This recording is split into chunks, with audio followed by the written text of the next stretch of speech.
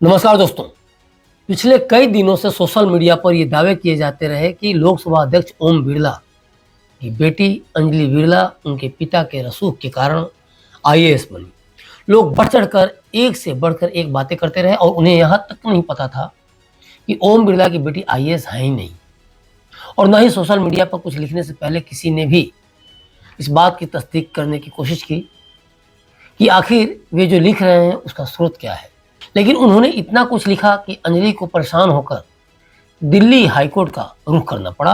और पहली नज़र में देखा जाए तो पूजा खेड़कर वाले केस की आड़ में अंजलि और उनके पिता और वर्तमान लोकसभा अध्यक्ष ओम बिरला को बदनाम करने के लिए तो सोशल मीडिया यूजर्स द्वारा ये सारे प्रपंच किए गए।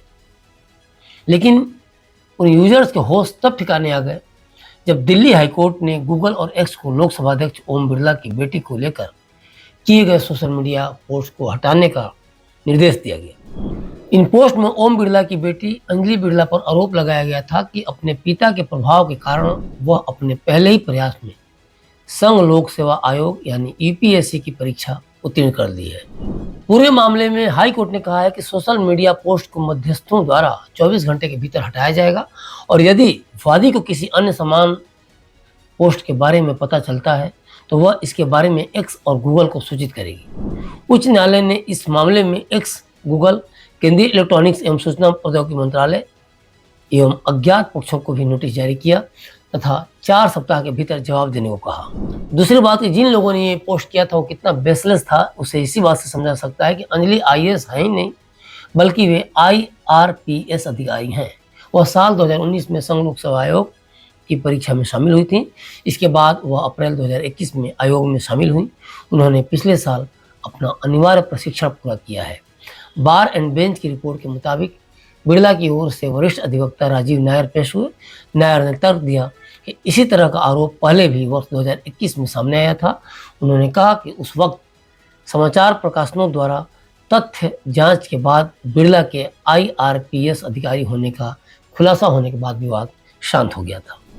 अंजलि ने मानहानि केस में इस बात का जिक्र किया है कि कई सोशल मीडिया पोस्ट उनके बारे में भ्रामक और झूठी जानकारी फैला रहे हैं। उन्होंने इसे अपमानजनक प्रकृति का बताया है। उन्होंने कहा कि इन झूठे और आधारहीन आरोपों से वादी की प्रतिष्ठा को नुकसान पहुंचाने की मंशा का पता चलता है। अंजलि बिरला की ओर से नायर ने कोर्ट में बताया कि मैं वर्ष 2021 में एक अधिकारी बन गया था, लेकिन अब अचानक ये चीज़ें फिर से सामने आ गई क्योंकि नीट और यूपीएससी परीक्षा विवाद चल रहा है। इससे मतलब कि सोशल मीडिया से ऐसा लगता है कि हम सभी इसका हिस्सा हैं। मेरी निजी तस्वीरें ऑनलाइन पोस्ट की जा रही हैं और कहा जा रहा है कि मैं एक मॉडल हूं। दरअसल कई मीडिया पोस्ट में आरोप लगाया गया कि अंजलि बिरला पेशे से मॉडल हैं और अपने पिता के शक्तिशाली पद की वजह से उन्होंने पहले ही प्रयास में यूपीएससी परीक्षा पास कर ली। इसके बारे में हमने आपको पहले ही बताया कि मंशा क्या थी और क्या क्या पोस्ट किया गया। हालांकि अंजलि बिरला ने इन दावों को खारिज कर दिया और कहा कि सोशल मीडिया हैंडल उनके पिता को बदनाम करने के लिए संचालित किया जा रहा है। इन सोशल मीडिया के खिलाफ अंजलि बिरला ने दिल्ली हाईकोर्ट का दरवाज़ा खटखटाया था, जैसा कि हमने आपको इसके बारे में पहले बताया था। और उन्होंने अपनी याचिका में एक्स, गूगल और अज्ञात लोगों को पक्षकार बनाया और उनके पोस्ट को हटाने की मांग की। उन्होंने 16 एक्स अकाउंट का विवरण दिया जिनके खिलाफ राहत मांगी गई थी।